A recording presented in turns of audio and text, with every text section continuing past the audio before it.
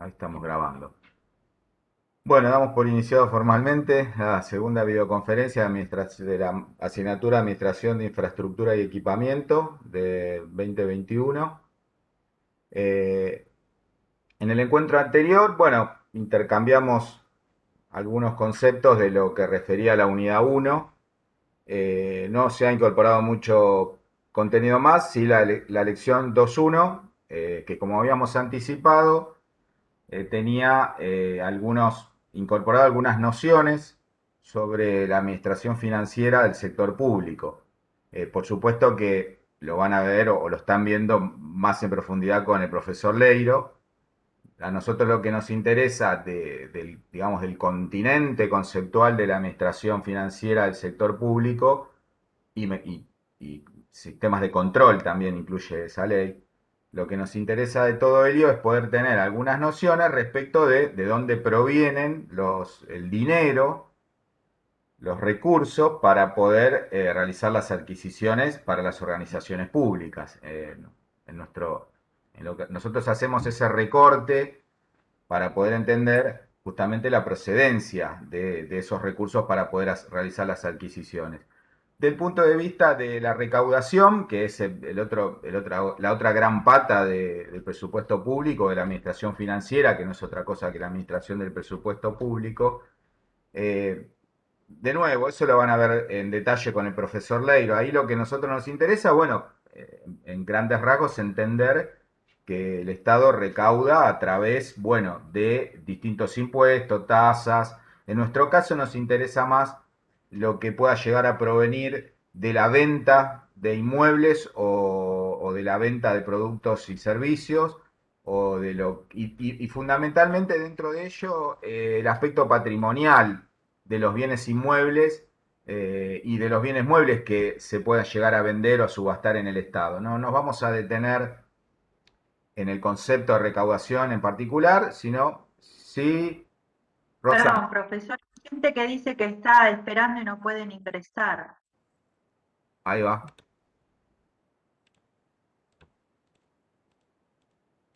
ahí están.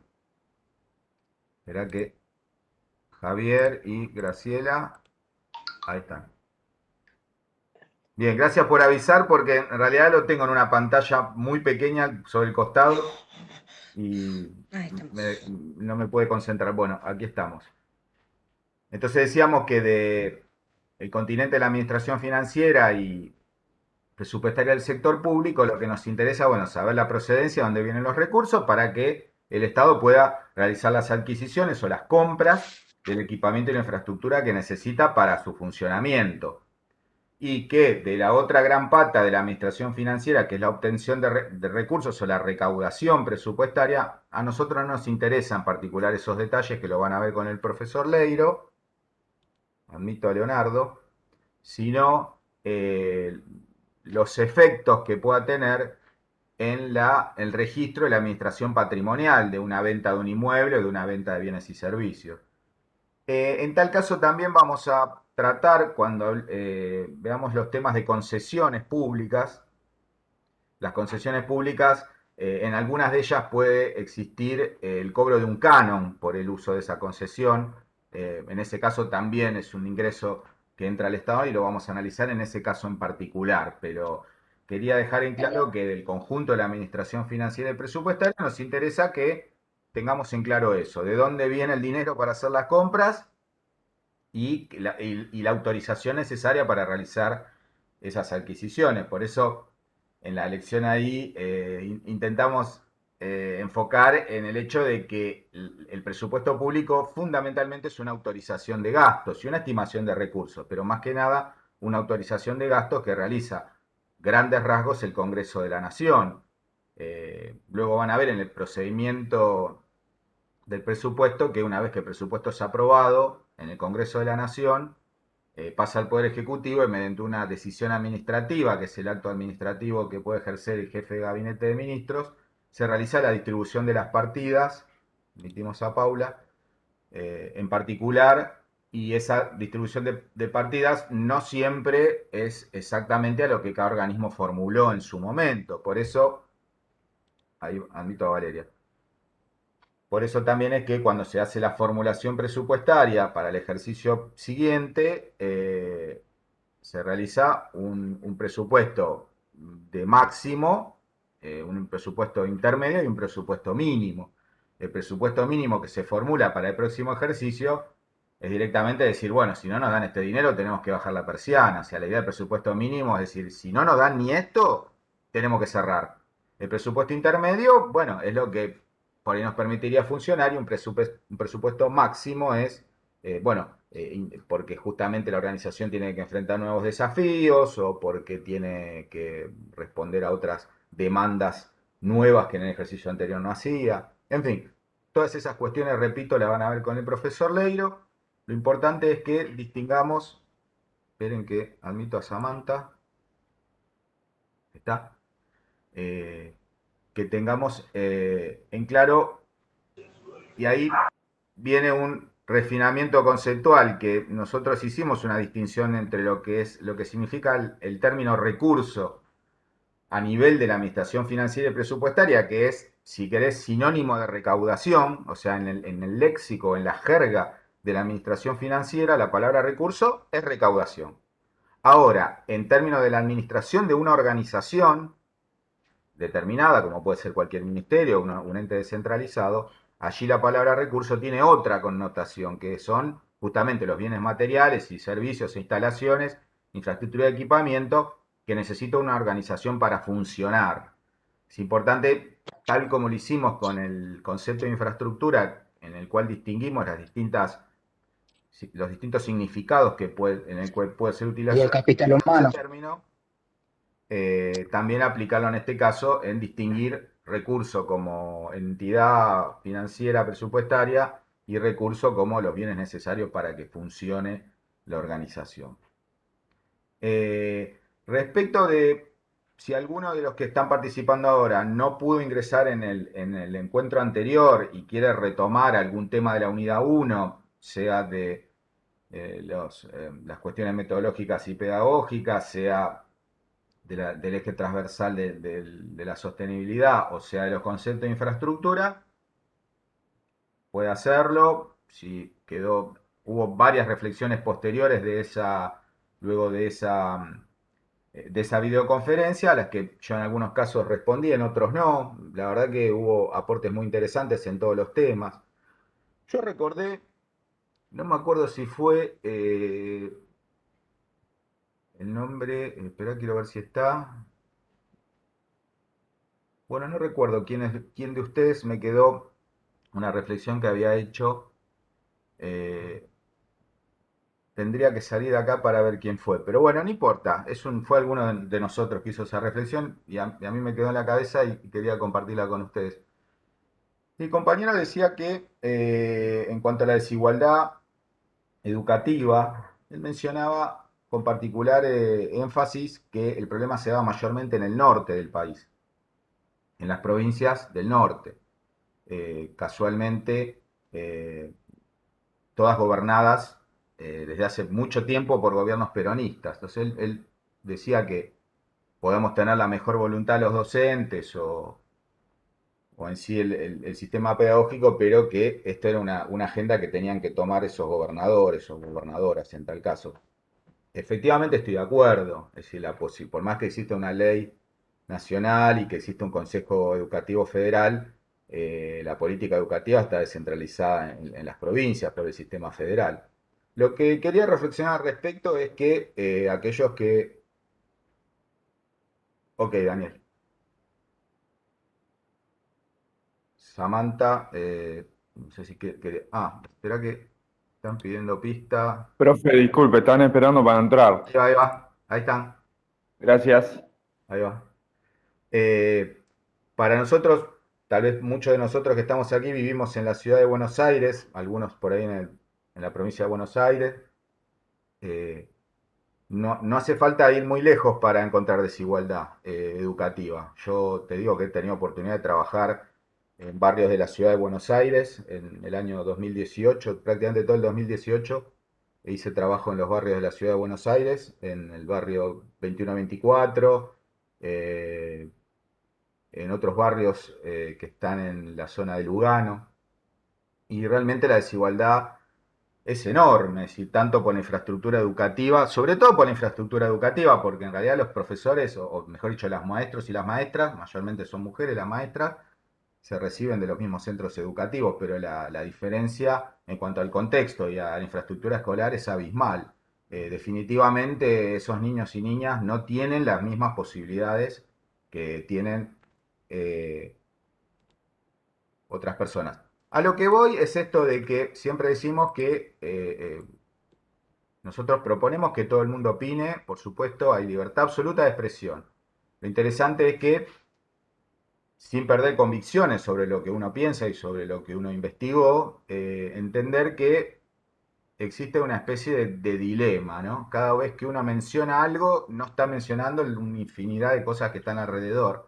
Entonces, balancear esa idea de, por un lado, tener convicciones y ser categóricos, pero siempre tener en cuenta la contracara de eso. Es decir, digamos que la desigualdad educativa es un problema, te diría, mundial.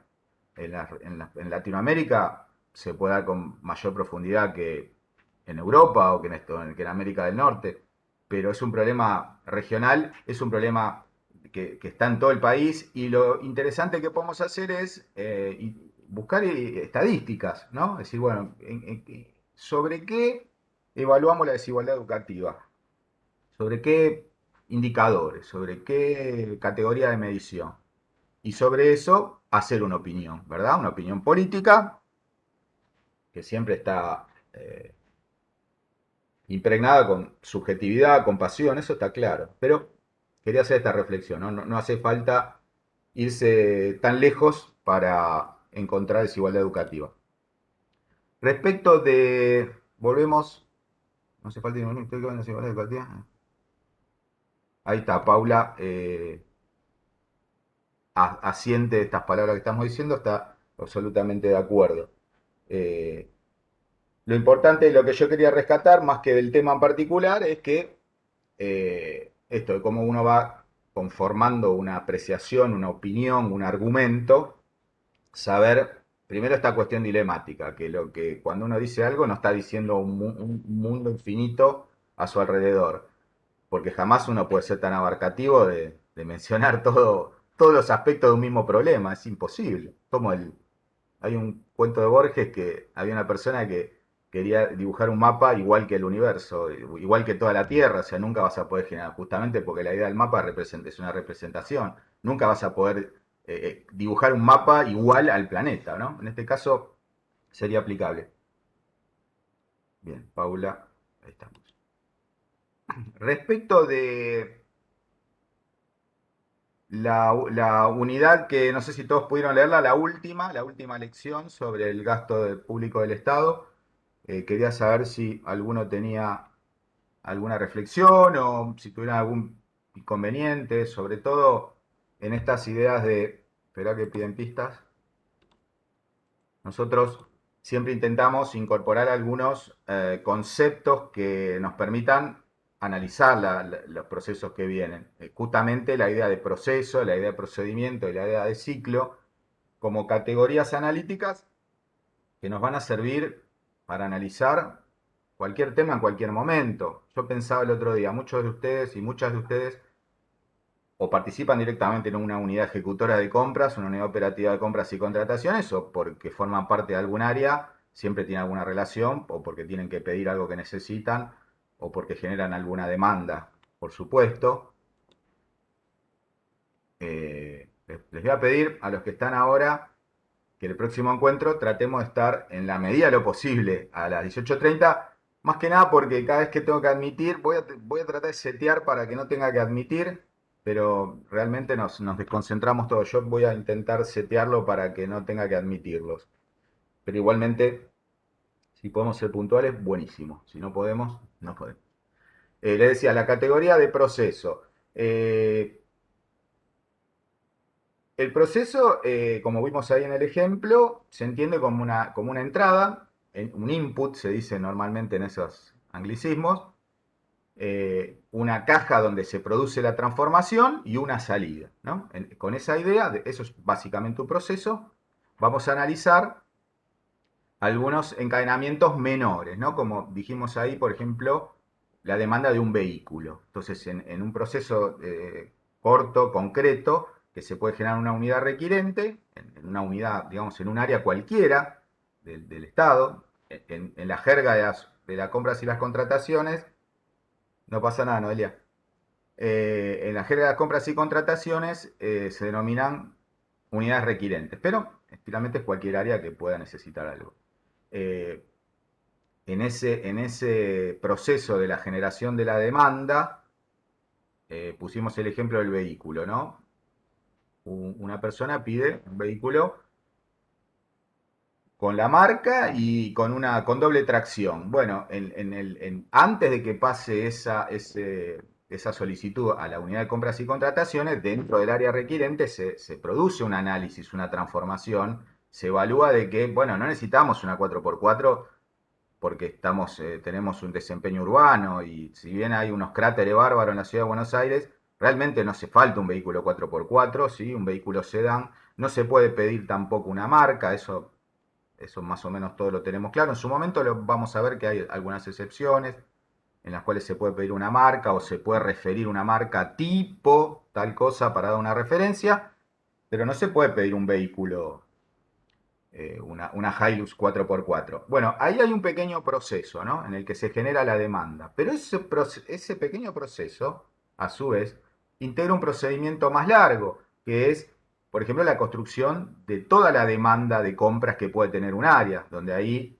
bueno, se puede sumar los vehículos que pide el área de al lado, pero que forman parte de la misma dirección nacional, tener en cuenta, bueno, la nafta que se va a usar, los viáticos de los choferes, es decir, se genera toda una construcción de una demanda que dentro del proceso chiquito donde se pide un auto, toda la generación de la demanda del área se puede analizar como un procedimiento que es una secuencia o una integración de pequeños procesos.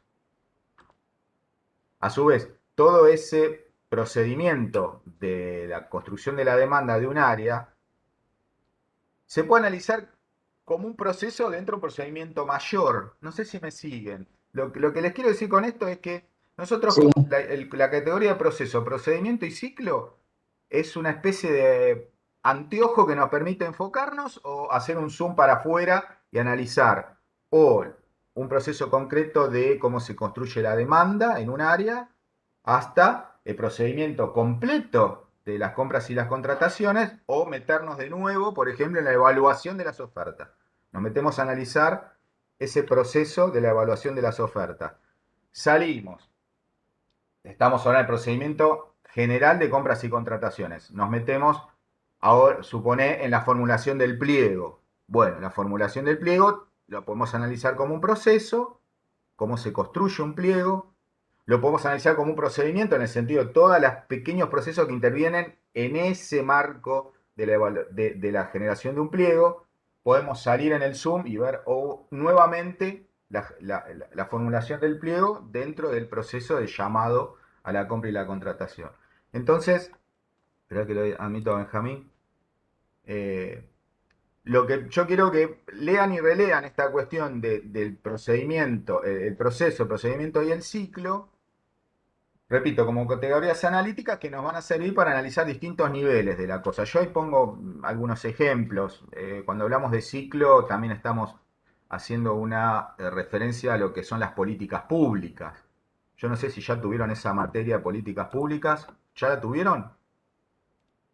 Políticas públicas no. La habrán visto de alguna forma. Creo que en la en licenciatura. rápido fue, pero no tuvimos la materia. No tuvieron la materia, claro, lo vieron de alguna forma tangencial. Entiendo que en el ciclo de complementación curricular en la licenciatura ya tiene la materia políticas públicas y incluso políticas públicas sectoriales. Eh, por eso no me quiero anticipar, pero básicamente cuando hablamos de ciclo, de las compras y las contrataciones, estamos hablando de una política pública ya donde hay un análisis de parte de la conducción superior de un organismo donde evalúa cómo fue todo el proceso de compras y contrataciones en relación a los objetivos de la organización. Y en esa evaluación que ya es de una escala superior, podemos analizar a ese nivel si tal o cual. Daniel, se le fue el audio. Claro, claro. Se tiene que retirar Daniel. Bueno, lo lamento. En todo caso, después Daniel podrá ver la grabación. Cuando hablamos de ciclo, que ya es un encadenamiento de procedimientos o un sistema de procedimientos donde la conducción superior tiene que analizar, evaluar la política pública de compras de la organización. Eso puede significar que haya que hacer muchos ajustes. Por ejemplo, evaluar que los plazos para la generación de las especificaciones técnicas por parte de las unidades requirentes tiene que ser menor, o sea, tienen que dedicar, resolver esos temas más rápidamente. Esto se puede traducir, bueno, un área tiene que saber lo que pide. No puede pedir un área cualquier cosa sin tener en claro ni para qué lo quiere, si lo pide por pedir. No es algo que sea habitual, ¿no? Pero en algunos casos Tiene se que puede haber un dar. análisis previo de lo que se necesita para poder hacer primero cuáles son los requisitos que yo necesito, para qué lo necesito, por qué lo necesito. A eso sumarle o sea, es una consecuencia de cosas y después llegar al mando superior. Exacto, correcto. Si bien luego, si vos analizás el procedimiento general de compras y contrataciones, luego la unidad operativa de contrataciones va a hacer esa revisión, antes de hacer el llamado a la licitación, va a hacer esa revisión, lo vamos a ver en profundidad después, pero estamos anticipando, la unidad de compras y contrataciones va a recopilar pedidos similares de otras áreas internas y la va a agrupar para comprar todos los coches que hagan falta para ese organismo en una sola licitación. Es correcto hablabas vos, Javier, ¿verdad? Recién.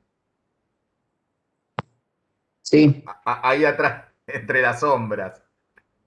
Perfecto. Lo que mencionaba Javier, efectivamente, es un control, digamos, previo donde ya tiene que haber de parte de quien pide un análisis de lo que está haciendo. Entonces, a veces por ahí hay que mejorar ese lugar. Cuando analizamos ya en el nivel del ciclo completo de la política pública de compras, por ahí hay que mejorar cómo se piden las cosas en las áreas requirentes.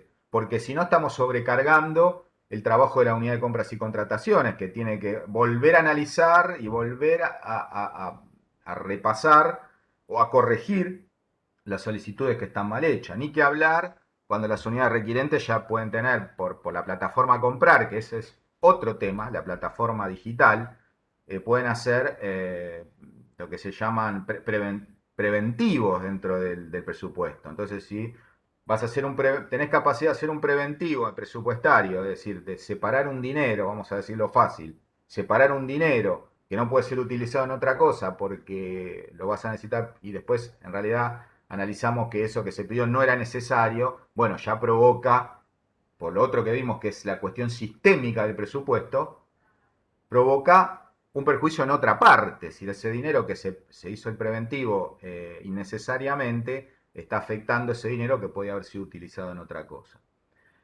Entonces, retomando, entendamos que proceso, procedimiento y ciclo son categorías analíticas que nos van a permitir o hacer, llamémosle zoom in, focalizarnos, meternos, o zoom out, salir y analizar todo el panorama. Luego viene la otra cuestión que es cuando también empezamos a hablar un poquito haciéndonos los leiros de la administración financiera, dijimos que hay algo fundamental en la administración financiera que es su carácter sistémico. Esto es muy importante. Tan importante como la idea de proceso, procedimiento y ciclo es el carácter sistémico del sistema de administración financiera. Supongo que alguna noción de los sistemas habrán visto en alguna materia, en teoría de la organización, por ahí uno va viendo cosas y no termina de parar la pelota y entender qué es lo que vio, pero seguramente lo vieron, algo de teoría de sistemas. Esto de que si vos, por ejemplo, en tu casa, la electricidad es un sistema eléctrico, si vos cortás un cable sin aislamiento, aparte de que te vas a electrocutar, cortás la luz de toda la casa. Por ahí la casa está dividida en dos fases, ¿no? La cocina. sistema cerrado y abierto. Exacto, hay sistemas cerrados y sistemas abiertos, efectivamente. Digamos que la característica esencial del sistema es que si vos modificás una parte, provocás una modificación en el todo. Eso es lo que queremos decir, ¿no? Entonces, la idea del sistema es que si yo hice un preventivo de un dinero que dije que voy a usar en esto, estoy afectando el presupuesto disponible para el resto de las áreas. Por eso es tan importante, por eso el hecho de generar bien la demanda, y generar bien la solicitud de compras, es muy importante. Y esto no es algo que debe hacer la unidad de compras y contrataciones, sino es algo que tienen que hacer todas las unidades requirentes. Saber bien qué es lo que pedimos, la razonabilidad de lo que pedimos. Después hay otro vicio que a mí me gustaría hacer una ventanita y comentarlos. Esto de que tiene que ver con lo que estamos viendo. Esto de que hay a veces una especie de reflejo como no gastemos porque tenemos que ahorrar, porque tenemos que tener una gestión austera. Yo no estoy muy... Espera que Brian pide pista. Ahí está Brian. Esto es relativo. Nosotros tenemos que tener en cuenta dos cuestiones. Primero, que tenemos que pedir y comprar lo que necesitamos para cumplir los objetivos que tenemos encomendados. La segunda es que la compra pública es ingreso privado, es motor de la economía. Lo vimos también en su momento. Esto no quiere decir que tengamos que gastar de más o que tengamos que gastar en vano. Pero tampoco tengamos esa lógica de, ay, tenemos que ahorrar, entonces no compramos tal cosa, no compramos, ay, ¿cómo vamos a pedir un equipo de videoconferencia que vale 300.000 pesos? Y para tu bolsillo es una fortuna, para el presupuesto del Estado Nacional es nada. Entonces, cuando Lo que pasa es que hay que medir, lo que pasa es que hay que medir qué tipo de gastos son, porque tenés gastos fijos, variables e inesperados, de los cuales para poder saber qué es lo que, por ejemplo, en mi caso, yo trabajo con el informe de jefe de gabinete, yo tuve que pedir de raje unas notebook para ir al Congreso, porque las notebooks ya se repartieron, nos quedamos en cero. correcto. Ya lo primero que me preguntaron fue, discúlpame, pero ¿van a ser fijos? ¿Vas a tener algún gasto extra? Digo, y sí, seguro, porque en medio del quilombo tenemos que tener auriculares, y si llegan a romper, ¿qué tenemos que hacer? Y comprar otra vez, ahí ya tenés variables. Y digo, ¿y esto lo vas a volver a usar? Y sí, cada vez que vayamos al Congreso, Correcto. por ejemplo. Hay que pedir lo que se necesita.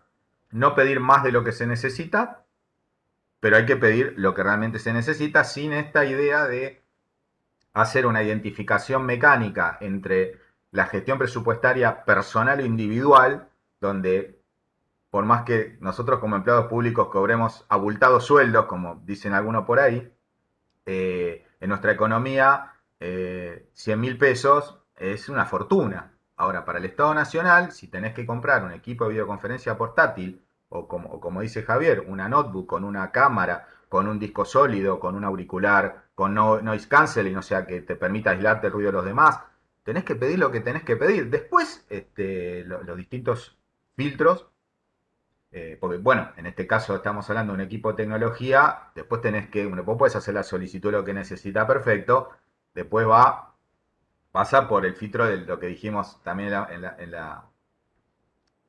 la lección de las restricciones, ¿no? Tenemos una serie de restricciones y condicionantes en la gestión de las compras. Entonces, primero, una de las restricciones es que en el caso del equipamiento informático tiene que responder a unos estándares tecnológicos fijados por la jefatura de gabinete. O sea, vos podés pedir lo que quieras, pero tiene que estar formateado a los estándares tecnológicos que no siempre acompañan la evolución de los sistemas de los equipamientos. Se intenta que sí, por supuesto. Hoy difícilmente haya, no sé, si vos querés pedir una notebook con un procesador i7 y no sé si te la van a dar, ¿viste? Tenés que ser una persona que se dedique a programar para que para que te aprueben una notebook con un procesador de esa magnitud, un i7. Hoy el Estado está comprando procesadores Intel i3, i5 a lo máximo, i7 no. O sea, tenés que tener un desempeño muy alto para pedir y que te den una computadora esa. Además, luego de las restricciones, por supuesto, presupuestarias que pueda haber. Bien, volvemos un poquito entonces al carácter sistémico de la administración del presupuesto. Esto es importante que alguno tiene un minuto y puede googlear. Yo no quise hacer una presentación muy abultada sobre el tema, porque no es la cuestión, pero googlear un poquito de la teoría de sistemas básicamente con esta idea. Lo que modificamos en un lugar repercute en todo el resto. Esa es la idea del sistema. Por supuesto, como decía Javier, hay sistemas, dentro del telesistema hay sistemas cerrados, sistemas abiertos. Podemos decir que el sistema de administración financiera, según como lo mires, es abierto o cerrado. Benjamín, ¿está? Eso sería un nivel más profundo del análisis, pero yo por lo menos quiero que se queden con esto, que, bueno, el general, un general romano, Maximus Meridium, decía, lo que hacemos en la vida tiene eco en la eternidad. Para mí eso es una de las ideas de teoría del sistema, ¿no? Cada cosa, o la teoría del batir de las alas de una mariposa, como provoca un... Parece que la reunión va a finalizar. Yo no sabía que tenía un tope de tiempo. Si se termina, voy a tratar de abrir otra vez y discúlpenme, no sabía que tenía un tope de minutos en el Cisco Meeting. Si se corta abruptamente, intentemos entrar de nuevo. Igual ya estamos por la hora casi. Bien, entonces, para intentar cerrar, por supuesto le doy la palabra a quien quiera hablar y si no, reiniciamos de nuevo. El otro tema que quería entonces que tengan en cuenta también son estos hitos fundamentales del proceso de compras, que no es exactamente lo mismo que como lo fija la norma que reglamenta el procedimiento de compras, no es lo mismo o no es idéntico a cómo se expresa en la plataforma tecnológica comprar o contratar, y no es lo mismo si lo analizamos respecto de las personas que intervienen o los sujetos que intervienen en el procedimiento de compras. Entonces, cuando yo le menciono los hitos, estoy hablando esencialmente de cuáles son los momentos principales en un procedimiento de compras y contrataciones. Después vamos a ver cómo se expresa según los sujetos, según la normativa y según las plataformas tecnológicas. En esto entiendo que queda más o menos claro.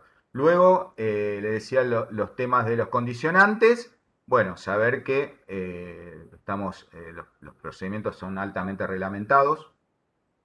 Esto es así, pues significan fondos públicos. Esto alguien lo mencionó en la entrevista de la doctora Ivanega, donde se mencionaba esto en particular. Si de mi parte nada más, yo de las cosas que yo quería formalizar, digamos, si alguno quiere hacer un comentario antes que se interrumpa, puede hacerlo en este momento. Comentario, pregunta, lo que quieran. Me quedó claro. Me quedó claro a mí también. Bien. Bueno, mañana estoy subiendo la autoevaluación de la lección 2.1 y la semana que viene, por ahí ya subimos la lección 2.2. Ahí ya se empieza a poner más interesante todo. Así que mañana mismo ya van a poder entrar a la autoevaluación y probar cómo fueron leyendo los contenidos. Ok, profe. Bueno, Jorge. Bueno, Ok, profesor. Perfecto, gracias. bueno, Gracias, profe. por ahí dentro de 2 semanas, que terminó la unidad 2, volvemos a encontrarnos. Bueno, Perfecto. Genial, Muchas gracias. gracias, profesor. Noches. Buen fin de Muchas semana. gracias, Hasta luego. profesor. Chao, Buen chao. fin de semana. Gracias. Igualmente, Muy gracias claro. a todos y a todas. Hasta luego. Chau, chau. Buenas noches. Buen fin de, gracias. de profe. Profe, buen fin de semana. Igualmente, gracias.